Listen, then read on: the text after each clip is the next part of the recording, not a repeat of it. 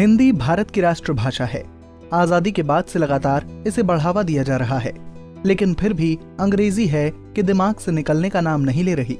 इसी तरह प्रदेश की अदालतों में भी हिंदी की जगह अंग्रेजी में कामकाज हो रहा था, लेकिन मातृभाषा को चाहने वाले की कोशिश अब रंग लाने लगी है, जिसका नतीजा ये निकला कि अब 11 मई 2020 से प्रदेश की अदालतों में हिंदी में कामकाज को अनिवार्य कर दिया गया है। मदन मोहन मालवीय जी ने 1906 में उत्तर प्रदेश के उस समय के उच्च न्यायालय में एक वाद दायर करके इस बात को चुनौती दी कि अदालतें अंग्रेजी भाषा में क्यों काम करेंगी। भारत में जनता को न्याय जनता की भाषा में मिलना चाहिए।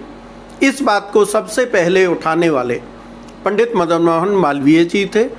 1906 में उस वाद का परिणाम ये निकला कि तब की अंग्रेजों की उच्च न्यायालय ने उत्तर प्रदेश में हिंदी को उत्तर प्रदेश की भाषा बना दिया और तब से आज तक उत्तर प्रदेश का उच्च न्यायालय भी हिंदी भाषा में काम करता है।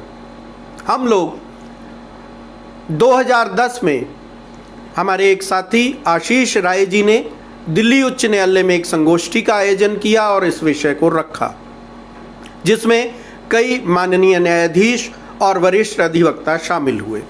इसके बाद 2012 में दिल्ली में ही देश भर से अधिवक्ताओं को इस विषय पर चर्चा करने के लिए बुलाया गया।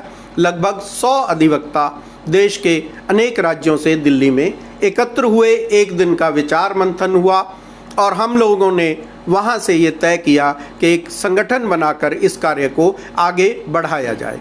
2015 में विधिवत रूप से एक संगठन भारतीय भाषा अभियान के नाम से गठन किया गया और हम लोगों ने अपना कार्य 5 सितंबर 2015 को हरियाणा में पलवल में हुई एक संगोष्ठी से प्रारंभ किया।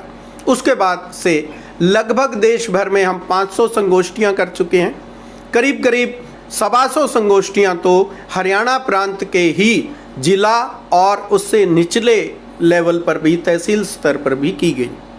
इसके साथ साथ बड़े आयोजन करके भी विचार मंथन किया गया और जिसमें माननीय सर्वोच्च न्यायालय के माननीय न्यायाधीश, विभिन्न उच्च न्यायालयों के माननीय न्यायाधीश और अधिवक्ता बंधु शामिल होते रहे।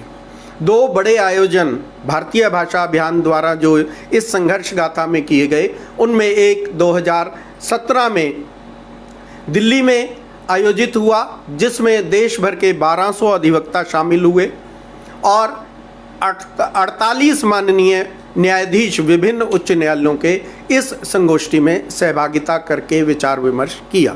इसके साथ साथ पिछले वर्ष भी 2019 में मुंबई में एक संगोष्ठी का आयोजन हुआ, जिसमें विशेष रूप से मात्र माननीय न्यायाधीश ही दर्शक के रूप में शामिल रहे और श्रोता के रूप में रहे, जहां भारतीय भाषा अभियान के राष्ट्रीय संयोजक श्री अरुण भारद्वाज जी और क्षेत्रीय संयोजक के नाते मैंने माननीय न्यायाधीशों के ध्यान में ये विषय लाया। इस संगोष्ठी में 50 माननीय न्यायाधीश शामिल हुए। कौन कहता है आसमान में सुराग नहीं हो सकता, एक पत्थर तो तबीयत से उछालो यारो। इन पंक्तियों को चरितार्थ किया भारतीय भाषा अभियान हरियाणा के कार्यकर्ताओं ने। मुझे वो दिन स्मरण होता है, 5 सितंबर 2015 पलवल हरियाणा में एक संगोष्ठी हुई थी। नवीन कौशिक जी के प्रयासों से स्थानीय अधिवक्ताओं के मध्य हुई इस संगोष्ठी में नवीन जी का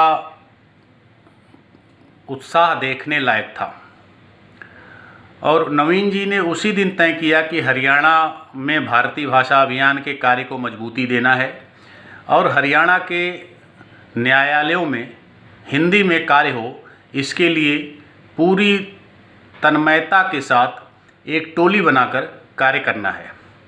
और वहीं से भारतीय भाषा अभियान की हरियाणा की यात्रा शुरू हुई और विभिन्न कार्यक्रमों के माध्यम से दिन रात हरियाणा के कार्यकर्ताओं ने एक कर दिया। उन्होंने तय किया कि नहीं, हरियाणा के जिला न्यायालयों की भाषा को हिंदी करवा कर ही दम लेंगे और इसके लिए तमाम प्रयास किए गए। विश्वविद्यालयों में संगोष्ठी की गई, न्यायालयों में संगोष्ठी की गई, अधिवक्ताओं का समर्थन मिला, समाज के लोगों का समर्थन मिला और अंततः हरियाणा के कार्यकर्ताओं ने तय किया कि अब जो जनप्रतिनिधि हैं उनके मध्य भी जाना होगा। और नवीन कौशिक जी के नेतृत्व में हरियाणा के कार्यकर्ताओं ने एक टोली बनाई और सभी विधायकों से अपने मांग पत्र पर हस्ताक्षर कराए और लगभग 90 विधायकों में से 78 विधायकों ने उस मांग पत्र के समर्थन में हस्ताक्षर किया। बार काउंसिल के सदस्यों ने हस्ताक्षर किया, वरिष्ठ अधिवक्ताओं ने हस्ताक्षर किया और उस मांग पत्र को हरियाणा के माननीय मुख्यमंत्री मनोहर लाल खट्टर जी और कप्तान सिंह सोलंकी जी माननीय राज्यपाल हरियाणा को यह ज्ञापन सौंपा गया और उसका परिणाम रहा कि हरियाणा सरकार ने एक कानून बनाकर हरियाणा के न्यायालयों में हिंदी की अनिवार्यता कर दी। निश्चित रूप से हरियाणा भारतीय भाषा अभियान के कार्यकर्ता बधाई के पात्र हैं और हरियाणा सरकार को भी भारतीय भाषा अभियान की ओर से मैं कोटिशः धन्यवाद ज्ञापित करता हूं।